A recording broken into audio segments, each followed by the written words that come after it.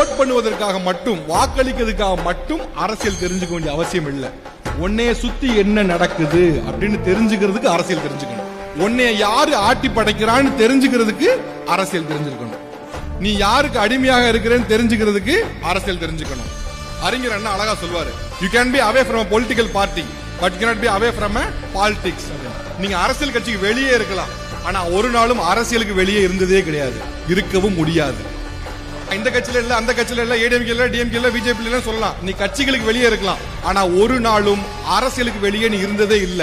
நீ என்ன சாப்பிடுறங்கிறது அரசியல், நீ என்ன உடை உடுத்துறங்கிறது அரசியல், நீ என்ன படிக்கிறங்கிறது அரசியல், நீ எங்க வேலைக்கு போறங்கிறது அரசியல், உன்னை சுத்தி சுகாதாரம் இருக்காங்கிறது அரசியல், உன்னை சுத்தி ஆஸ்பத்திரி இருக்காங்கிறது அரசியல். இப்படி சுத்தி எல்லாமே அரசியல் தான். நீ தப்பிக்கவே முடியாது. சோ என்ன ஆனாலும் சரி, உன்னைய சுத்தி என்ன நடக்குங்கிற தெரிஞ்சுக்க வேண்டிய கட்டாயம் உனக்கு இருக்கு. அடுத்த வருஷம் நீங்க ப்ராபபிலி ஓட் பண்ண போவ.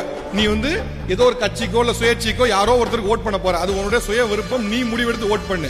ஆனா இந்த ஓட்டிங் அவ்வளவு சீக்கிரமா எல்லாருக்கும் எளிதா அமையல. இந்தியால 1935ல முதல்ல எல்லாருக்கும் ஓட்டிங் உரிமை கொடுக்கல, எல்லாருக்கும் வாக்களிக்கூடிய உரிமையை கொடுக்கல.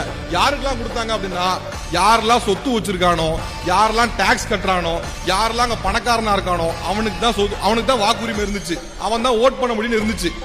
யோசிச்சு பாருங்க, காசு இருந்தாதான் ஓட் பண்ண முடியும், பணம் இருந்தாதான் ஓட் பண்ண முடியும், டாக்ஸ் கட்டினாதான் ஓட் பண்ண முடியும் அப்படின்னா மத்தவங்க யாரு? நம்மளாம் யாரு? இதே நாட்டில் தானே வாழ்ந்தோம். அப்ப அப்படி ஒரு சூழல் இருந்துச்சு, பிரிட்டிஷ் காலகட்டத்தில் இருந்துச்சு.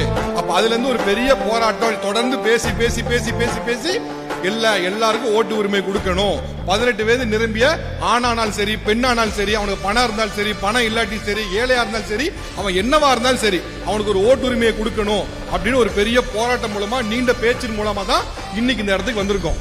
அப்போ உனக்கு கிடைக்கக்கூடிய ஒரு ஓட்டு உரிமை இருக்குல்ல, அது ஜஸ்ட் லைக் தட் ஒரு மேஜிக் பண்ணி ஜி பூம் பா அப்படின்லாம் வரல.